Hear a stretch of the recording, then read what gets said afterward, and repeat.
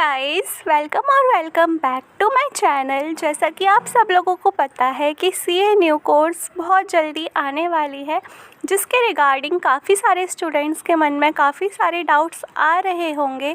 इसलिए आज की इस वीडियो में हम आपको सीए न्यू कोर्स की फुल इन्फॉर्मेशन देंगे, तो प्लीज़ वीडियो को लास्ट तक देख लीजिए। जिन भी स्टूडेंट को ज़रा सा भी डाउट है, प्लीज़ वीडियो को लास्ट तक देखिए।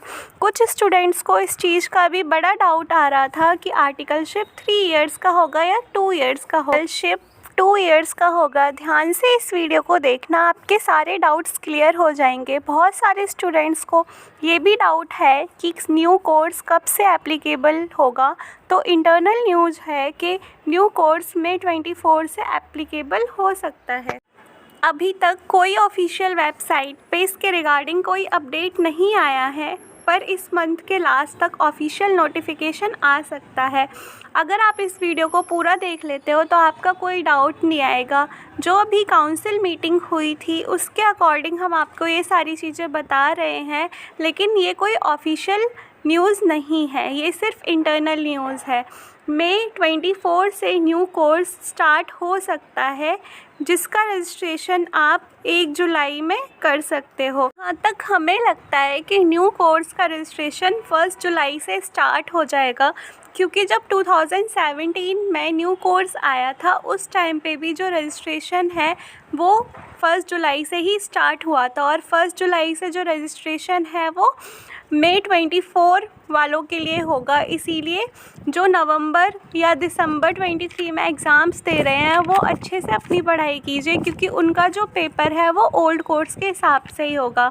और जैसा कि हमने आपको पहले ही बता दिया है कि जो आर्टिकलशिप है वो 2 इयर्स की होगी, न्यू कोर्स में 3 इयर्स की नहीं होगी। और जब न्यू कोर्स आ जाएगा तो फिर सारे सब्जेक्ट्स में सीए इंटरमीडिएट और सीए फाइनल में 30% एमसीक्यू रहेंगे विद नेगेटिव मार्क। सारे ही सब्जेक्ट में 30% एमसीक्यू के साथ साथ नेगेटिव मार्किंग रहेगी। और जो ओल्ड कोर्स में आर्टिकलशिप करना चाहते हैं उनके लिए लास्ट डेट है 30 जून। 30 जून तक अगर आप चाहें तो आप ओल्ड कोर्स आर्टिकलशिप पे रजिस्ट्रेशन कर सकते हैं, जिसके हिसाब से आपकी 3 साल की आर्टिकलशिप होगी। और अगर आप ओल्ड कोर्स में रजिस्ट्रेशन कर रहे हैं आर्टिकलशिप का, तो आप सिर्फ एक ग्रुप क्लियर करने के बाद भी रजिस्ट्रेशन कर सकते हैं, क्योंकि जब न्यू स्कीम आ जाएगी तो न्यू स्कीम आने के बाद अगर आप आर्टिकलशिप में रजिस्टर करना चाहते हैं तो आपको दोनों ग्रुप्स क्लियर होना ज़रूरी है, तभी आप आर्टिकलशिप में रजिस्टर कर पाओगे। और जो न्यू स्कीम में आर्टिकलशिप है उसका टाइम 2 इयर्स का रहेगा। ठीक है, तो आप ध्यान से देख लेना। जो स्टूडेंट्स अभी 10th 11th में हैं उनके लिए अभी बहुत टाइम है, क्योंकि जब तक वो 12th पास करेंगे तब तक न्यू स्कीम आ चुकी होगी, तो जो उनका रजिस्ट्रेशन है वो ऑलरेडी न्यू स्कीम में ही होगा।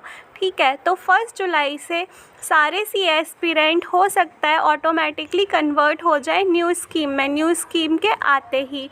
और जो 1 जुलाई के बाद करने वाले हैं रजिस्ट्रेशन वो तो ऑलरेडी न्यू स्कीम में ही रहेंगे। ये जो सीए न्यू कोर्स है, सीए इंटरमीडिएट और सीए फाइनल का, वो एप्लीकेबल हो सकता है मई 24 से। तो जो नवंबर 23 वाले स्टूडेंट हैं उनके जो एग्ज़ाम्स हैं वो करंट स्कीम में ही होंगे। इसमें कोई डाउट नहीं आना चाहिए कि नवंबर 23 स्टूडेंट्स के जो एग्ज़ाम्स हैं वो करंट स्कीम में ही होंगे।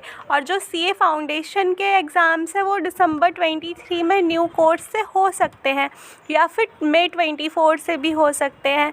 तो इसके लिए अभी आप ऑफिशियल नोटिफिकेशन आने का वेट कीजिए, लेकिन सीए इंटरमीडिएट वालों के तो पक्का ही नवंबर 23 के एग्ज़ाम्स करंट स्कीम में ही होंगे। और न्यू स्कीम आने के बाद कोई पैरेलल अटैम्प्ट नहीं होगा। पैरेलल अटैम्प्ट का मतलब होता है न्यू स्कीम आने के बाद अगर आप दोबारा से किसी एग्ज़ाम में रीअपीयर कर रहे हो तो फिर आपका जो एग्ज़ाम है वो करंट स्कीम से ही होगा, ओल्ड स्कीम से नहीं होगा।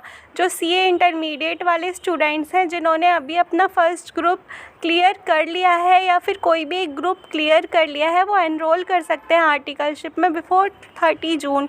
क्योंकि अगर न्यू कोर्स आ रहा है 1 जुलाई से, तो न्यू कोर्स में आप अगर रजिस्ट्रेशन करोगे आर्टिकलशिप के लिए तो उसके लिए आपको दोनों ग्रुप को क्लियर करा होना ज़रूरी होगा।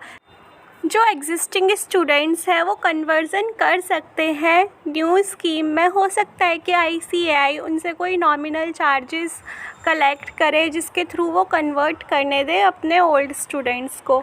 अब कुछ स्टूडेंट्स ऐसे भी होंगे जो डायरेक्ट एंट्री रूट से अपना एग्ज़ाम दे रहे होंगे। उसमें 2 तरह के स्टूडेंट होंगे, एक जिन्होंने रजिस्ट्रेशन कर लिया होगा और दूसरे जिन्होंने रजिस्ट्रेशन नहीं किया होगा।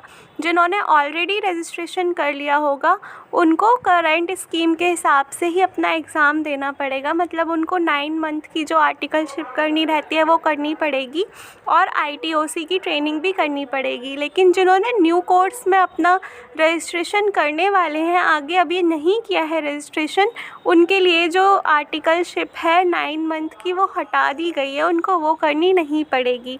ठीक है।